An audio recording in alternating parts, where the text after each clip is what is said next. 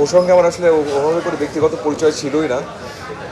আমরা ১ মাসের একটা প্রিপারেশনের সময় পেয়েছিলাম, কিন্তু তখন আসলে আমরা ইন্ডিভিজুয়ালি স্ক্রিপ্ট পড়ছিলাম।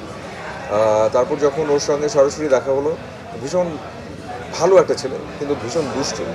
মানে সে কোনোভাবে একটা জায়গায় দাঁড়িয়ে থাকতে পারে না। আর ওর যেই চরিত্রটা সেটা হচ্ছে আসলে ২ পায়ে ঠায় দাঁড়িয়ে থাকে। তো আমরা যখন রিহার্সাল করছিলাম, রিহার্সাল করতে করতে একটা ভালো ফ্রেন্ডশিপ হয়ে যায়। এবং তখন যখন আমরা শুটিং করিও নি, তখনও রিহার্সালের সময় খুব ভালো। কিন্তু আমরা যেদিন লোকেশনে গেলাম, আমাদের ফার্স্ট সিন সেটা হচ্ছে বট গাছের নিচে যে সিনটা, যেখানে আসলে আমার চরিত্রটি সেন্সলেস হয়। এবং ওই সিনটি করতে আমাদের আসলে লম্বা সময় লেগে গিয়েছিল, কারণ একটা যে খুব ক্লোজ হওয়াতে দুজন আসলে দুষ্টামিও অনেক বেশি হচ্ছিল। আর যেভাবে করে আসলে ডিরেক্টর থেকে শুরু করে সবার চাওয়া ছিল, সেই জায়গাটা তৈরি হচ্ছিল না।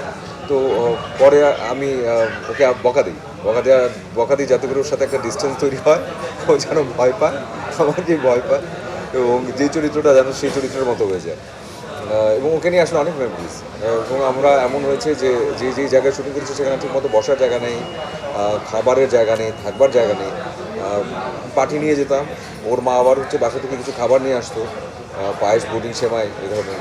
তো আমরা দেখা যেত ওই পার্টির মধ্যেই ঘুমাতাম, ওখানেই খেতাম, আবার ওখান থেকে বেরোয় গিয়ে আবার শর্ট দিতাম। আবার আরও কিছু ভালো জিনিস আছে যে যখন দেখা যায় যে আমার সিন ওর সামনে দাঁড়িয়ে কাউন্টার দিচ্ছে, আবার যখন ওর সিন আমি ওর সামনে দাঁড়িয়ে কাউন্টার দিচ্ছি, এই জায়গাগুলো ভীষণ সুন্দর ছিল।